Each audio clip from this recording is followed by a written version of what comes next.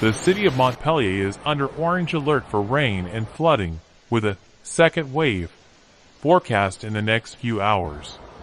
Herault Squadron, which had been placed on yellow alert, is now on orange alert due to the accumulation of precipitation that can reach 180 millimeters in some places.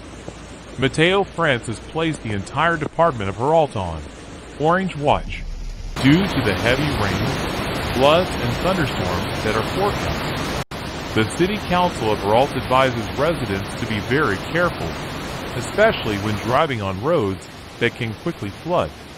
According to the forecast, the total rainfall accumulation will be approximately 120 to 180 millimeters. It is important that residents remain alert and follow the recommendations of local authorities to avoid possible inconvenience. Stay tuned for upcoming updates on Montpellier weather and stay safe amid these harsh weather conditions.